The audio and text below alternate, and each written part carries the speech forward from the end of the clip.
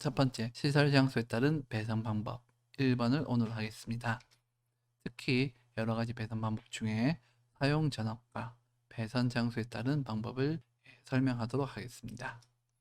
오늘의 책은 배관 배선 공사 페이지 84에서 85페이지 두 페이지를 참고하시면 되겠습니다. 책에는 표로 나와 있는데 그 표를 하나하나 세세하게 공부해 보도록 하겠습니다. 1번 시설 장소에 따른 배선 방법. 먼저 배선 방법의 기준에 대해서 설명하겠습니다. 첫 번째, 사용 전압에 따라서 나누어집니다. 두 번째, 배선 장소에 따라서 나누어집니다. 세 번째, 노출, 은폐 두 장소에 대해서 나눠지고요. 네 번째, 건조와 습한 곳에 대해서 나눠집니다. 오늘은 1번과 2번 사용 전압과 2번 배선 장소에 대해서 설명하도록 하겠습니다. 그리고 다음 시간은 3번과 4번 위주로 설명이 진행되겠습니다. 첫 번째, 사용 전압에 대해서 설명하겠습니다. 사용 전압은 400V를 기준으로 구분합니다. 사용 전압이라면 우리가 전기를 실제로 사용하는 기준을 말하고요. 여기서 말하는 400V는 저압 옥내 주택공사의 기준은 400V 미만이 되겠습니다. 저희가 저압이라고 말하면 전기공사법에 의해서 저압은 1000V 미만의 저압이라고 하지만 실제로 주택공사에 사용하는 기준은 400V 기준으로 이제 설명하고 있으며 그렇게 현재 시공되고 공사되고 있습니다. 그래서 저압 400V 기준으로 그 밑은 저압 옥내 공사 대부분 주가 되고요. 그 이상은 공장 단지에 사용되는 기준이 되겠습니다. 결국 사용 전압 400V 기준으로 구분한다 생각하시면 되겠습니다. 그러면 400V 미만과 이상의 어떤 차이가 있는지 자세하게 설명하겠습니다. 400V 미만인 경우 모든 배선 공사가 사용 가능합니다. 여러분이 알고 있는 모든 배선 공사를 사용할 수 있고요. 두 번째, 용량이 볼트가 작기 때문에 배선 용량 자체는 크지 않습니다. 400V 미만의 많은 용량을 보내기 위해서는 암페어, 전류 용량이 커야 되는데요. 전류가 커지면 그만큼 전선이 굵어지기 때문에 큰 용량을 사용할 때는 400V 미만에는 잘 사용하지 않습니다.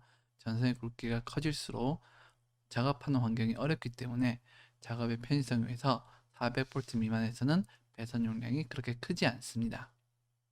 400V 이상의 경우에는 사용되는 배선 방식이 한정적이라는 단점이 있습니다.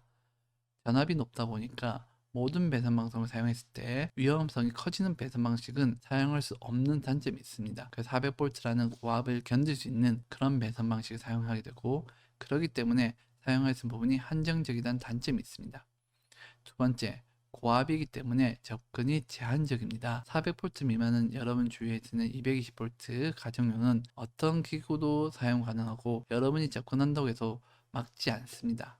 콘센트에 여러분이 접근한다고 해도 막지 않지만 400V 이상의 경우에는 이상이란 말은 400V보다 훨씬 더 큰 값도 사용 가능하다는 겁니다. 그렇기 때문에 고압이기 때문에 혹여나 사고가 발생할 경우에는 매우 큰 대형 사고로 사람일 경우에는 죽는 사망 사고까지 갈 수 있기 때문에 고압은 접근이 제한적이고 사용 허가되는 관리자만 접근할 수 있는 단점이 있습니다. 하지만 400V 미만과 비교했을 때는 400V 이상은 전압이 높기 때문에 큰 배선 용량을 보낼 수 있는 장점도 가지고 있습니다. 먼저 400V 이상 가능한 배선 방법부터 찾아보겠습니다. 400V 미만은 거의 모든 방법이 가능하다고 했고요. 400V 미만은 모든 배선 방법이 가능하지만 400V 이상은 몇 가지 배선 방법만 가능합니다. 교재를 참고해서 확인하시면 되겠습니다. 첫 번째, 애자 사용 배선이 있습니다. 두 번째, 금속 전선관 배선이 있습니다. 세 번째, 합성 수지관 배선이 있습니다.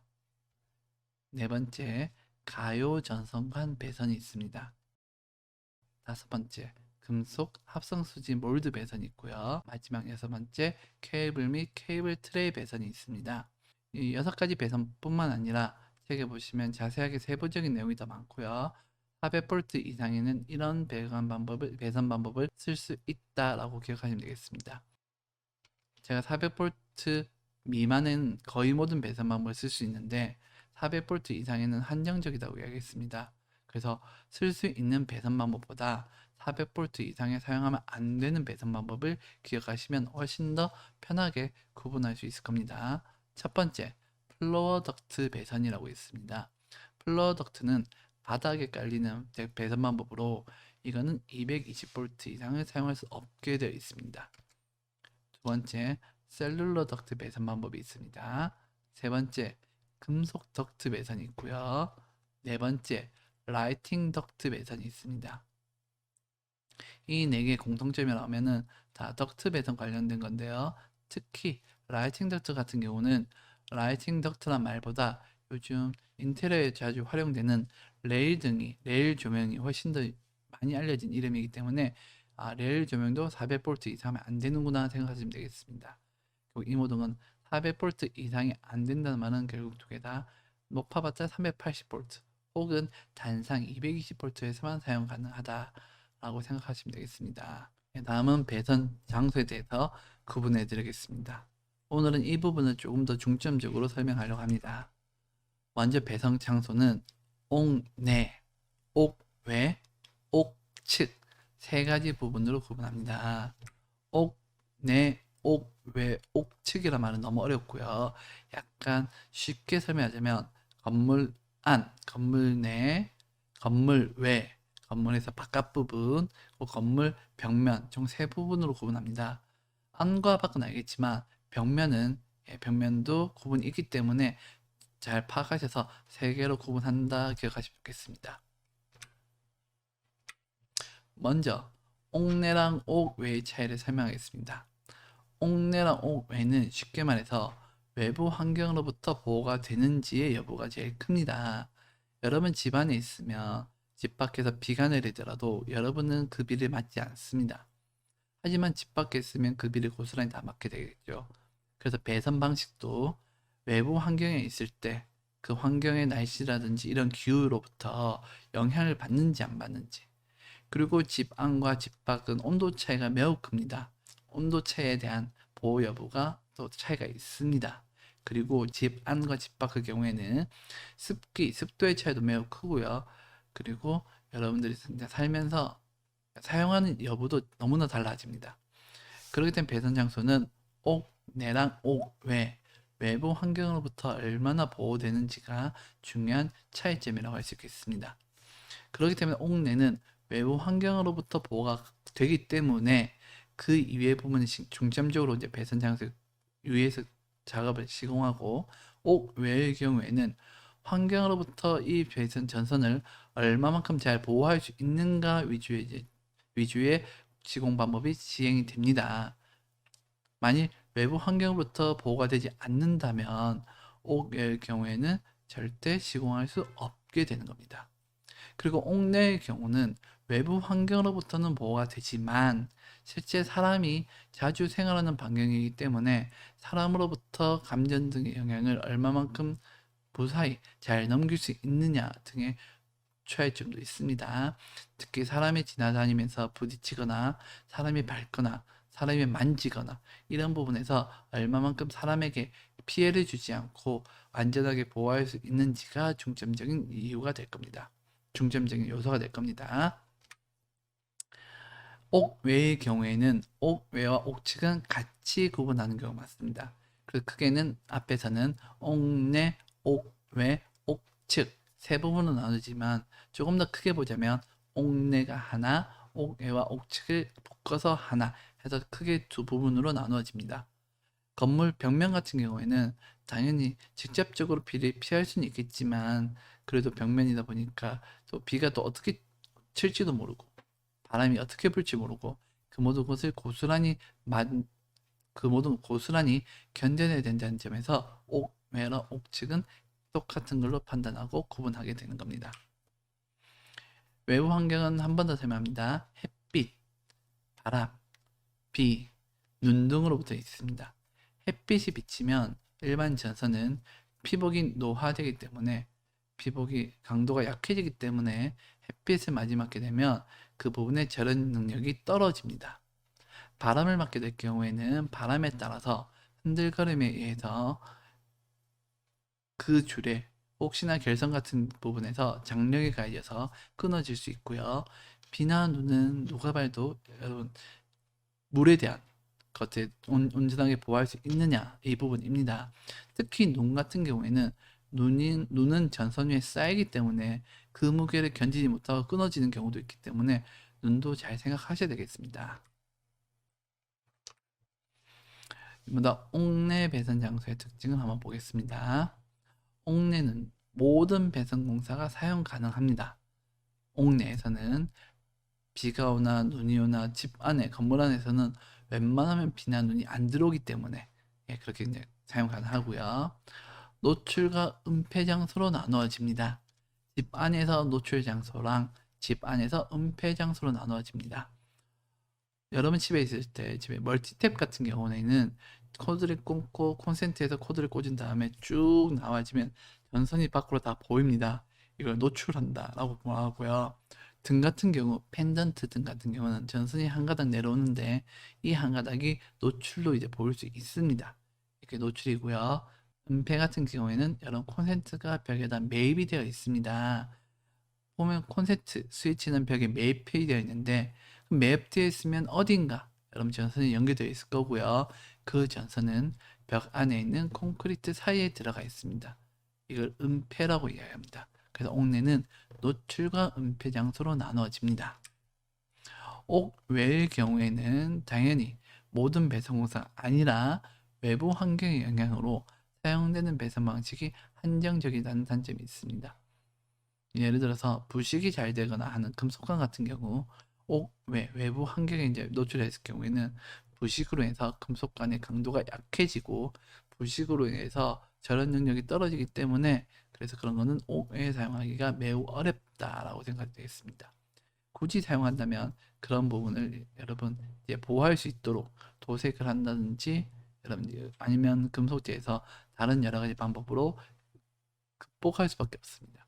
그래서 시공할 때 어렵다는 거 기억하시고요. 두 번째, 우선 내랑 우선 외로 나눠집니다. 우선 내라고 하면 여러분 이제 옥외 건물 밖이라고 하더라도 비가 맞는 부분과 비가 맞지 않는 부분이 있습니다. 건물 외벽에 발코니 등이 있어서 그 밑에 있는 부분이라든지 어닝 등으로 차양막을 설치할 경우에는 우선 내 비로부터 피할 수 있는 공간이 늘어나고요. 우선 외는 줄어들겠죠. 그래서 우선 내랑 우선 외는 건물 밖에서 옥외에서 비가 맞을 수 있는 부분과 비가 맞지 않는 부분으로 나누어진다라고 보면 되겠습니다. 쉽게 말해서 옥측과 옥외로 나눠진다라고 생각하면 되는 거고요. 그렇다고 해서 모든 옥측이 우선내는 아닙니다. 비가 가릴 수 있는 부분이 충분히 있어야 되는 거고요. 여기서 말하는 우선내 범위는 비가 칠 때 비가 당연히 위에서부터 밑으로 떨어지지만 바람을 불어서 옆으로 칠 때도 있습니다. 많이 그럴 때가 아니라 정상적일 때 그 각도를 계산해서 우선내의 범위를 지정해 줍니다. 그리고 지붕 바로 밑은 아무리 비가 치더라도 비가 밑에서 위로 올라오지 않으니까 그런 부분은 다 우선내로 들어가겠죠. 그래서 여러분 옥내는 노출과 은폐로 나눠집니다. 이건 다음 시간에 자세하게 할 거고요. 옥외는 우선내랑 우선내로 각각 네 부분으로 나눠진다 생각하면 되겠습니다. 옥외에서 여러분들 은폐 장소가 없고요. 옥내에서는 우선내랑 우선내랑 기분이 없습니다. 집안에서 비가 오지 않죠. 그렇기 때문에 두 개 나눠지는 부분이 다르다라고 기억하면 좋겠습니다. 옥외에 가능한 배선 방법을 보겠습니다. 옥내에 가능한 배선은 무엇이든 가능하다고 했기 때문에 옥내 사용하는 배선 방법 외우기보다는 옥외 사용 가능한 배선 방법 혹은 옥외 사용 가능하지 않는 배선 방법을 공부하시면 여러분들이 어떤 배선 방법이 나오더라도 이거는 옥내다, 옥외다 라는 것을 구분할 수 있습니다. 먼저 첫 번째, 옥외에 사용 가능한 배선 방법 중에 애자 사용 배선이 있습니다. 앞에서 한번 나왔었는데요. 애자 사용 배선은 애자라는 기기에 전선을 묶어서 연결하는 걸 애자 사용 배선이라고 부릅니다. 이 배선 방법은 전선이 그대로 노출돼서 날아가고 있고요. 노출되어 있기 때문에 배관 등의 작업이 필요가 없습니다. 이것을 애자 사용 배선이라고 부릅니다. 여러분들 이제 가장 흔하게 볼 수 있는 거는 전봇대 위에 있는 전선이 송전선로는 전봇대에 있는 애자를 통해서 연결되어 있는데 이걸 애자 사용 배선이라고 생각하시면 되겠습니다. 그리고 금속 전선관 배선이 있습니다. 옥 외의 금속 전선관도 당연히 배선할 수 있습니다. 단지 일반적인 금속관을 배선할 경우에는 시간이 지나면 부식 등의 영향으로 인해서 금속관이 부서지거나 약해지기 때문에 부식이 되지 않도록 내식성 재료를 쓰든지 혹은 금속 전선관 위에 스프레이 등으로 도색을 해서 부식을 방지하는 것을 꼭 기억해야 되는 거고요. 금속 전선관에서 가장 위험한 것은 여러분들 혹여나 절연이 파괴됐을 경우 사람이 만지다가 감전될 수 있다는 것을 꼭 기억하셔야 됩니다. 그래서 금속 관련된 전선관은 옥외 사용이지만 금속 관련된 전선관은 접치 공사를 해야 된다라는 사실을 꼭 기억하시면 좋겠습니다. 세 번째, 합성 수지관 배선이 있습니다.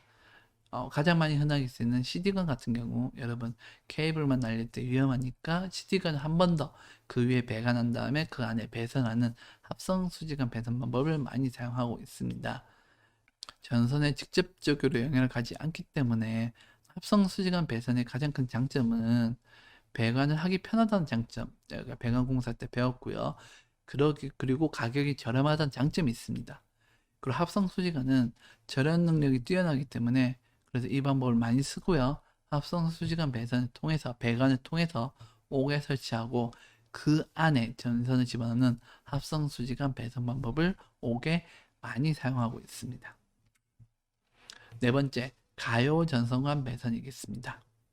가요 전선관 역시 합성 수지관 금속 전선관과 똑같이 가요 전선관을 통해서 배선하는 방법이 있습니다. 그리고 마지막 케이블 및 케이블 트레이 배선하는 방법이 있습니다. 옥에서 가장 많이 쓰는 배선 방법은 여러분 주위에서 돌아다닐 때 가장 많이 보는 방법은 단연코 케이블 배선 방법이 가장 많습니다. 특히 전봇대에서 집으로 들어가는 가공 인입선의 경우 거의 대부분의 전선을 케이블로 사용하고요. 그렇기 때문에 케이블 배선을 옥외에서 가장 많이 쓰고 있습니다. 장점은 케이블 배선의 경우 배관이 필요 없다고 했죠. 그렇기 때문에 배관이 필요 없기 때문에 배관 공사에 들어가는 시간만큼 없어진다는 시간이 단축된다는 장점을 가지고 있는 것이 케이블 배선입니다. 그리고 이 케이블만 날리는 것보다는 케이블이 많을 경우 무거우니까 이 케이블을 지지하고 그 길을 이어주는 케이블 트레이를 같이 활용해서 배선하는 방법을 많이 쓰고 있습니다. 이런 방법들의 공통적인 특징은 여러분들 전선을 보내는데 전선만 보낼지 배관과 같이 보낼지에 대한 것도 있지만 가장 공통적인 특징은 옥 외에 사용 가능하기 때문에 조금 더 오래 갈 수 있는 그리고 사람의 손이 닿지 않는 배관 배선을 한다라는 것을 기억하면 좋겠습니다. 앞에서 몰드 배선이 있었는데요. 몰드는 바닥에 설치하는 배선 방법인데 그럴 경우 옥외 사용하면 여러분 지나가다 밟을 수 있기 때문에 그런 건 잘 사용하지 않는다라고 생각하면 되겠습니다. 그리고 버스덕트 중에서 옥외용 버스덕트가 따로 있습니다. 실내용 버스덕트가 아니라 옥외용이라고 해서 비나 바람 같은 외부 환경에 영향을 덜 받는 버스덕트가 있습니다. 이것도 옥외 가능한 배선 방법 중에 하나입니다. 다음은 옥외에서 사용하면 안 되는 배선 방법입니다. 첫 번째, 금속 몰드 배선이 있습니다. 제가 앞에서 이야기했는데요. 몰드 배선의 경우에는 바닥이나 벽면에 붙이는 건데요. 금속 같은 경우에는 금속이니까 튼튼하겠지 하고 옥에 사용했었다가 금속으로 해서 부식으로 해서 약해질 수 있고 강도가 또 사람들이 만졌을 때 감전 사고가 매우 높습니다. 그렇기 때문에 금속 몰드 배선은 옥 외에서는 사용하면 안 됩니다. 두 번째, 합성 수지 몰드 배선이 있습니다. 똑같이 몰드 배선은 옥 외에서는 사용하지 않는다라고 하면 좋겠습니다. 꼭 사용하면 안 됩니까? 라고 물어본다면 사용할 수도 있긴 있지만 안 하는 것이 더 좋다라고 이야기하고 싶습니다. 세 번째, 플러덕트 배선 방법이 있습니다. 제가 앞에서 플러덕트를 잠깐 짧게 설명했었는데요. 플러덕트는 바닥에 깔리는 덕트인데 옥 외에 사용했을 경우 옥에서 여러분 땅을 파고 플러덕트 배선하면은 결국 그쪽으로 바닥에 있기 때문에 비나 눈이 그대로 물이 그쪽으로 몰립니다. 그러면 플러덕트가 손상될 수 있고요. 그렇기 때문에 옥 외에서는 프로덕트 배선하지 않습니다. 위에 있는 몰드 배선 방법, 프로덕트 배선 방법 공통적인 특징은 둘 다 바닥 배선 위주로 진행되는데 바닥 배선 하면 안 된다라는 것을 기억하면 좋겠습니다. 네 번째, 셀룰러 덕트 배선 방법이 있습니다. 이건 플러덕트랑 비슷한 덕트인데요. 결국 바닥에 배선하면 안 되기 때문에 기억하면 되겠습니다.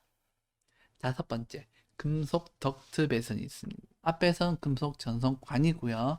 지금은 금속 덕트 배선이 있습니다. 덕트는 기본적으로 큰 직사각형 모양을 이루고 있습니다. 눈등이 내렸을 때 그 위에 눈으로 인한 무게로 인해서 덕트가 파손될 수도 있고요.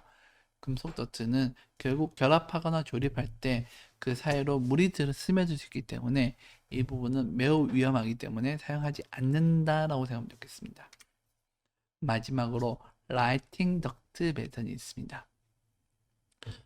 1번부터 5번 말고 6번의 라이팅 덕트는 앞과 또 다른 특징이 하나 가지고 있습니다. 대강공사에서 라이팅 덕트를 제대로 배우셨으면 라이팅 덕트 배선의 경우 항상 전원부가 노출되어 있다는 특징을 가지고 있습니다.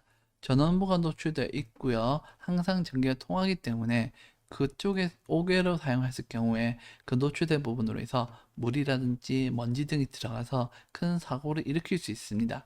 그래서 라이팅 덕트 배선은 옥에 사용하면 안 됩니다. 라이팅 덕트는 옥 내에서 실내에서만 사용 가능하고요. 라이팅이란 말만 보더라도 조명 전용 덕트이기 때문에 조명 이외에는 사용하면 안 됩니다. 매우 약하다는 것 특징 기억하시고요. 레일 조명을 보시면서 아 저렇구나라고 예상하시면 되겠습니다. 옥에 사용되면 안 되는 배선 방법들 1번부터 6번들은 공중이 아니라 바닥 위주의 배선지 꽤 많고요. 그리고 옥외 같은 경우는 제가 누누이 말하지만 옥 외나 옥 내의 경우 배선 방법은 사람이 만질 수 있느냐 없느냐에 대한 기준이 매우 크고요. 환경적인 요인에서 쓸 수 있느냐 없느냐 기준이 매우 크기 때문에 특히 부식이 가능한 금속 관련된 것은 대부분 사용하면 안 된다라고 알고 계시고요. 사용하신다면 금속 전선관점 사용한다면 어떻게 하면 부식되지 않을까라는 것을 잘 고민하셔서 시공해야 된다라는 것을 기억하시면 되겠습니다. 여러분들 오늘 이렇게 해서 배선 시공하기 두 번째 방법 시설 장소에 따른 배선 방식을 배우셨습니다. 사용 전압과 배선 방법 두 가지를 배웠는데요. 사용 전압은 400V 이상이냐 미만이냐 그 두 가지 기준을 꼭 기억하시고요.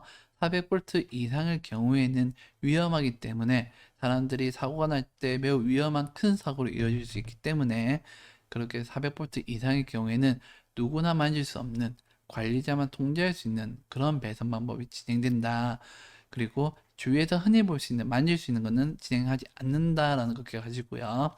배선 방법은 옥내랑 옥외, 옥측 세 부분으로 나눠지지만 옥내가 하나, 옥외, 옥측을 같이 묶어서 하나, 두 개로 나눠지고 이 부분은 외부 환경에 의해서 옥내랑 옥측이 나누어진다라고 보면 되겠습니다. 그래서 오늘까지 병으로 치면은 400V 미만이면서 옥내 배선 공사가 가장 많은 공사의 거의 대부분 배선 공사를 다 할 수 있고요. 400V 이상의 경우에서도 옥외 옥내 구분을 잘 하셔서 하시면 되겠습니다. 특히 400V 이상의 경우에는 사람이 손이 닿지 않게 옥외 공사도 사람이 손이 닿지 않는 그런 위치에서 한다라는 것을 기억하시면 되겠습니다. 여러분 다음 시간에는요. 시설 장소에 따른 배선 방법 두 번째 시간이고요. 제가 첫 번째 시간에 1번 사용 전화 배선 방법 그리고 그 밑에 3번, 4번 3번의 노출과 은폐 그리고 건조한 곳과 습한 곳에 대한 구분을 해드리겠습니다. 잠깐 이야기하자면 앞부분에 쓰듯이 앞부분에 한 옥내 옥에 있던 말들 400V에 대한 말들이 한 번 더 반복돼서 나오고 있습니다. 옥내 배선공사에서 노출과 은폐가 있었는데요. 그 부분을 더 자세히 보고 건조한 곳, 습한 곳을 한 번 더 구분해 보겠습니다. 전기를 사용하면서 물에 대한 것은 매우 중요하기 때문에 물이 사용될 수 있느냐 없느냐 구분을 여러분 앞으로 수시로 계속해서 보게 될 것입니다. 오늘의 모듈은 84페이지, 85페이지 표를 기준으로 설명했고요. 내일도 역시 84페이지, 85페이지 표를 기준으로 설명하겠습니다. 여러분 그래서 배관 배선 공사 모듈 교재 펴시고 그 부분에서 84, 85페이지 표를 참고하셔서 내일도 같이 학습하면 되겠습니다.